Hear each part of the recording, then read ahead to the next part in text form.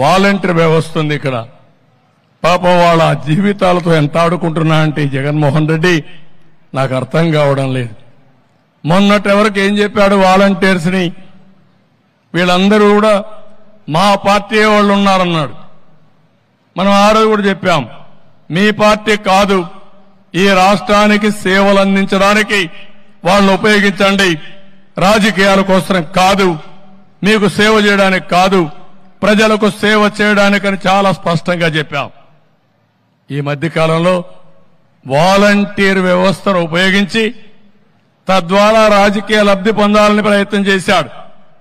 ఎన్నికల కమిషన్ ఒకటే మాట చెప్పారు, ఏవైనా సరే పెన్షన్లు ఇవ్వండి, ప్రభుత్వ ఉద్యోగుల ద్వారా ఇవ్వండి, వాలంటీర్స్ ద్వారా ఇవ్వడం కరెక్ట్ కాదని ఒక నిర్ణయం చేశారు.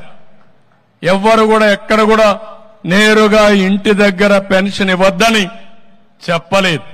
కానీ ఈ ముఖ్యమంత్రి దుర్మార్గుడు సేవా రాజకీయాలు చేశాడు. ముసలి వాళ్ళని తీసుకొచ్చి మంచి ఎండల్లో నిలబెట్టి పెన్షన్ ఇవ్వకుండా మళ్ళా తిరిగి పొమ్మని మళ్లీ రమ్మని, దీంట్లో పండుటాకులు లాంటి వ్యక్తులు కొంతమంది చనిపోయారు. దాన్ని సేవ రాజకీయాలు చేసే పరిస్థితి వచ్చాడు. ఇప్పుడు ఇది కూడా ఏంది, వాలంటీర్స్ అందరినీ కూడా రాజీనామాలు చేయమన్నాడు. రాజీనామాలు చేయమంటే మేమెందుకు చేస్తామని చాలా మంది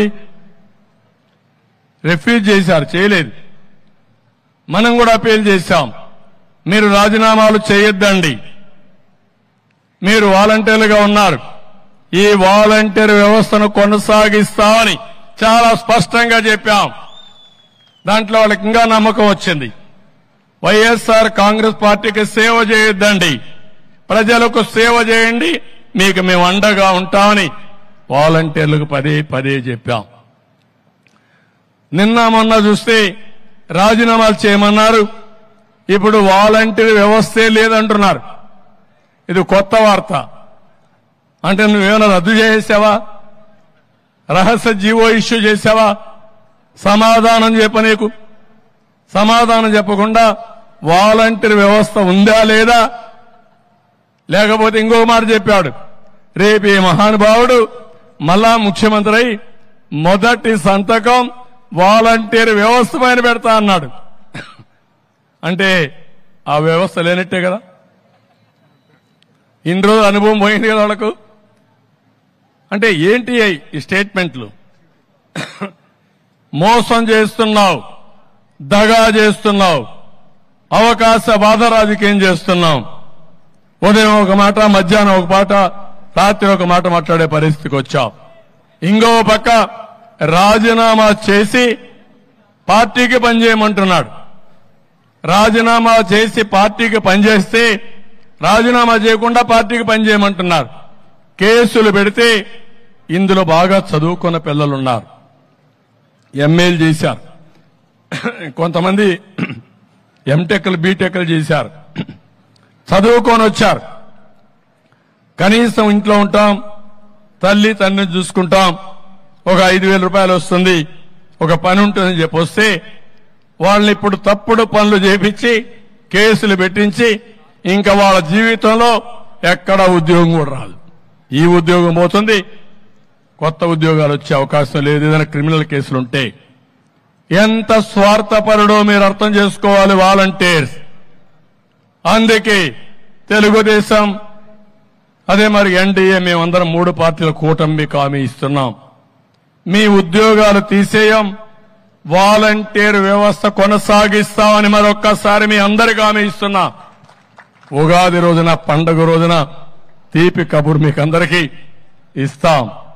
5,000 కాదు, మీకు రాబోయే రోజుల్లో 10,000 రూపాయలు పారితోషికం ఇచ్చే బాధ్యత మాది. అది బిగినింగ్. మీలో సమర్థత ఉంది, తెలివితేటలున్నాయి, ఇది ఎంట్రీ పాయింట్ మాత్రమే. ఇక్కడి నుంచి మీ ఇంట్లో మీరు కూర్చొని వర్క్ ఫ్రం హోమ్. ఇప్పుడు 10,000 రూపాయలంటే ఒక సంఖ్య, 10,000 నుంచి 50,000 లక్ష రూపాయలు సంపాదించుకునే శక్తి, తెలివితేటలు మీకుంది. మీకు అందరికీ కూడా అందుకే చెప్పాం, నిరుద్యోగ భృతి 3,000 ఇస్తారని, వర్క్ ఫ్రం హోమ్ తీసుకొస్తామని ఈ 2,66,000 మందిలో చదువుకున్న వాళ్ళుంటే వాళ్ళందరికీ స్కిల్ డెవలప్మెంట్ చేసి మీ క్యారియర్ బిల్డప్ చేసే బాధ్యత మాదని మరొకసారి వాలంటీర్స్ అందరికీ విజ్ఞప్తి చేస్తున్నా. ఇప్పుడు మీరు ఆలోచించుకోవాలి. తప్పుడు పనులు చేసి జైలుకు పోయి మీ జీవితాలను ఖరాబు చేసుకుంటారా? ప్రజలకు సేవ చేసి రాష్ట్రాన్ని అభివృద్ధి చేసి మీరు కూడా రాష్ట్ర ప్రగతిలో భాగస్వాములై మీ క్యారియర్ బిల్డప్ చేసుకుంటారా? ఈ రెండే మీ ముందుండే సమస్యలు. ముఖ్యమంత్రి చెప్పాడు మీ వ్యవస్థ లేదని, మళ్లీ వస్తే మళ్ళా సంతకం పెడతానాడు. వచ్చేది లేదు, సచ్చేది లేదు. నమ్మి మోసపోవద్దని వాలంటీర్స్ కి అందరికీ చెప్తున్నా. మిమ్మల్ని ఏమీ చేయలేరు.